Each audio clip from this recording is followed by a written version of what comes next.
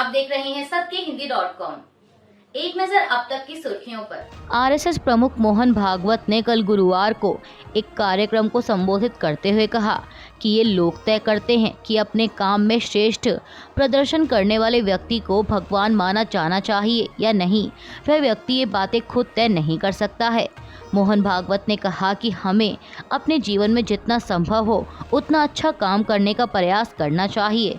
उन्होंने कहा कि कोई यह नहीं कह रहा है कि हमें चमकना नहीं चाहिए या अलग नहीं दिखना चाहिए। कार्य के माध्यम से हर कोई श्रद्धेय व्यक्ति बन सकता है, लेकिन हम उस स्तर तक पहुँचे हैं या नहीं, इसका निर्धारण दूसरों द्वारा किया जाएगा। आरएसएस प्रमुख ने आगे कहा कि हमें यह घोषणा नहीं करनी चाहिए कि हम भगवान बन गए हैं। आरएसएस प्रमुख मोहन भागवत ने आगे मणिपुर के हालातों पर भी चिंता जताई। उन्होंने कहा कि संघर्षग्रस्त पूर्वोत्तर राज्य में चुनौतीपूर्ण स्थिति और सुरक्षा की किसी भी गारंटी की कमी के बावजूद संगठन के स्वयंसेवक मणिपुर में मजबूती से तैनात हैं। भागवत ने कहा कि मणिपुर में मौजूदा स्थिति कठिन है, सुरक्षा की कोई गारंटी नहीं है। स्थानीय लोग अपनी सुरक्षा को लेकर आशंकित है। जो लोग वहां व्यवसाय या सामाजिक कार्य के लिए गए हैं, उनके लिए स्थिति और भी चुनौतीपूर्ण है, लेकिन ऐसी परिस्थितियों में भी संघ के स्वयंसेवक मजबूती से तैनात हैं। दोनों गुटों की सेवा कर रहे हैं और स्थिति को शांत करने की कोशिश कर रहे हैं।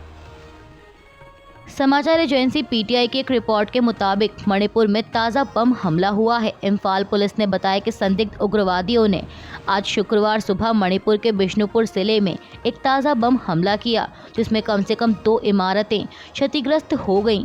चुराचांदपुर जिले के नज़दीकी पहाड़ी इलाकों में ऊंचे स्थानों से रॉकेट दागे गए, जो राज्य की राजधानी इम्फाल से करीब 45 किलोमीटर दूर स्थित ट्रांगला ओबी के निचले आवासीय इलाके की ओर थे। पुलिस ने बताया कि रॉकेट की रेंज 3 किलोमीटर से अधिक होने का अनुमान है। हालांकि हमले में किसी के हताहत होने की खबर नहीं है, लेकिन बम विस्फोट के कारण एक स्थानीय सामुदायिक हॉल और एक खाली कमरा क्षतिग्रस्त हो गया। पश्चिम बंगाल के राज्यपाल सीवी आनंद बोस ने कहा है कि ममता सरकार की वजह से अपराजिता बिल अभी पेंडिंग है। ममता सरकार ने बिल के साथ टेक्निकल रिपोर्ट नहीं भेजी है। टेक्निकल रिपोर्ट के बिना अपराजिता बिल को मंजूरी नहीं मिल सकती है। राजभवन की तरफ से कल गुरुवार को जारी बयान में कहा गया कि राज्यपाल आनंद बोस ममता सरकार के इस रवैये से खुश नहीं है। ममता सरकार ने महिलाओं से जुड़े इस बिल को लेकर कोई भी तैयारी नहीं की है। पहले भी ममता सरकार ऐसा करती रही है। पहले भी उन्होंने विधानसभा से पास हुए कई बिल की टेक्निकल रिपोर्ट राजभवन नहीं भेजी थी, जिस वजह से ये बिल पेंडिंग हो जाते हैं और बाद में ममता सरकार इसका आरोप राजभवन पर लगाती है। कोलकाता के आरजीकर मेडिकल कॉलेज में रेप और मर्डर केस की पीड़िता के परिजनों ने आरोप लगाया था कि पुलिस की ओर से उन्हें रिश्वत की पेशकश की गई। अब परिजनों के इस दावे पर टीएमसी की प्रतिक्रिया आई है। टीएमसी ने कहा है कि आरजीकर घटना को दबाने के लिए रिश्वत की पेशकश के दावे झूठे हैं। कल गुरुवार शाम को एक प्रेस कॉन्फ्रेंस के दौरान टीएमसी नेता शशि पांजा ने बीजेपी पर झूठा प्रोपेगेंडा फैलाने का आरोप लगाया। प्रेस कॉन्फ्रेंस के दौरान टीएमसी ने पीड़िता के परिजनों का एक वीडियो जारी किया, जिसमें वे पुलिस की ओर से रिश्वत देने के आरोपों का खंडन करते सुनाई देते हैं। शशि पांजा ने आरोप लगाया कि बीजेपी इंसाफ की बजाय इस दुखद घटना का इस्तेमाल राजनीति के लिए कर रही है। टीएमसी ने कहा कि मामले की जांच में प्रगति के बारे में सीबीआई प्रेस कॉन्फ्रेंस कर बताए। आपको बता दें कि इससे एक दिन पहले पीड़िता के परिजनों ने कथित तौर पर पुलिस की ओर से मामले को दबाने के लिए रिश्वत दिए जाने का आरोप लगाया था। राजस्थान के उदयपुर के टेलर कन्हैयालाल हत्याकांड में शामिल एक अभियुक्त मोहम्मद जावेद को हाईकोर्ट ने कल गुरुवार को जमानत दे दी है। आपको बता दें कि एनआईए ने कॉल डिटेल के आधार पर अभियुक्त को जुलाई 2022 में गिरफ्तार किया था। इस मामले में एनआईए ने मुख्य अभियुक्त मोहम्मद रियाज और गौस मोहम्मद समेत 11 अभियुक्त बनाए थे। गौरतलब है कि 28 जून 2022 को मोहम्मद रियाज और गौस मोहम्मद ने उदयपुर में टेलर का काम करने वाले कन्हैयालाल को उनकी दुकान में कथित तौर पर गला रेतकर हत्या कर दी थी। हत्या की वजह थी कन्हैयालाल का बीजेपी की पूर्व प्रवक्ता नुपुर शर्मा के समर्थन में सोशल मीडिया पर एक पोस्ट करना। दरअसल नुपुर शर्मा ने एक लाइव टीवी डिबेट में पैगंबर मोहम्मद पर टिप्पणी की थी और कन्हैया लाल ने उनकी उसी टिप्पणी का समर्थन किया। हालांकि नुपुर शर्मा की इस टिप्पणी पर विवाद बढ़ने पर बीजेपी ने उन्हें पार्टी से निलंबित कर दिया था। कन्हैयालाल हत्याकांड में शामिल एक अभियुक्त की कोर्ट से जमानत का फैसला आने के बाद राज्य के पूर्व मुख्यमंत्री अशोक गहलोत ने भाजपा की केंद्र और राज्य सरकार को घेरा है। अशोक गहलोत ने एक्स पर लिखा कि उदयपुर के कन्हैयालाल हत्याकांड का भाजपा ने चुनावी लाभ लेने के लिए राजनीतिक इस्तेमाल किया, परंतु केंद्र की भाजपा सरकार की एनआईए ने दोषियों को सजा देने में कोई खास दिलचस्पी नहीं दिखाई। अशोक गहलोत ने एक्स पर लिखा कि उदयपुर के कन्हैयालाल हत्याकांड का भाजपा ने चुनावी लाभ लेने के लिए राजनीतिक इस्तेमाल किया, परंतु केंद्र की भाजपा सरकार की एनआईए ने दोषियों को सजा देने में कोई खास दिलचस्पी नहीं दिखाई। पूर्व सीएम ने कहा कि घटना की रात ही मामले की जांच एनआईए को सौंपी गई थी, लेकिन करीब 2.5 साल बाद भी दोषियों को सजा नहीं दी जा सकी।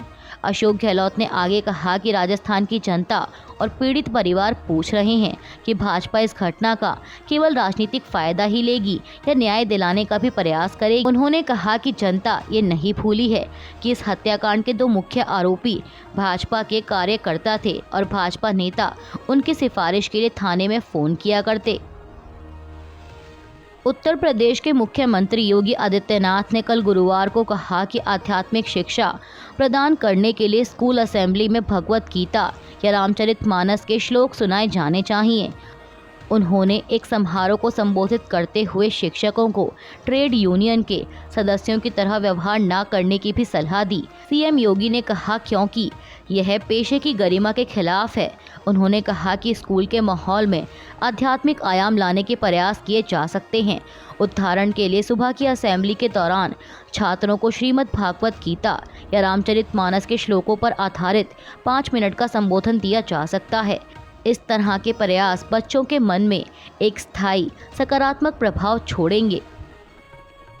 आरजेडी प्रमुख लालू प्रसाद यादव ने कल गुरुवार को जातीय जनगणना करवाने का संकल्प लिया और कहा कि वह इसे करवाने के लिए आरएसएस और बीजेपी को कान पकड़कर बुलाएंगे। बिहार के पूर्व मुख्यमंत्री ने यह टिप्पणी ओबीसी के दिग्गज नेता बाबू जगदेव प्रसाद की जयंती पर अपनी पार्टी द्वारा आयोजित एक समारोह में की। लालू यादव ने कहा कि मैं आरएसएस और बीजेपी को कान पकड़कर बुलाऊंगा और जातीय जनगणना करवाने के लिए मजबूर करूंगा। उनकी इस टिप्पणी पर लोगों की भीड़ ने तालियां बजाईं और ठहाके लगाए। जेडीयू नेता केसी त्यागी से यह पूछे जाने पर कि क्या बिहार के मुख्यमंत्री नीतीश कुमार प्रधानमंत्री पद के उम्मीदवार हो सकते हैं, उन्होंने इस पर जवाब देते हुए पीटीआई से कहा कि हमारी पार्टी बहुत छोटी है।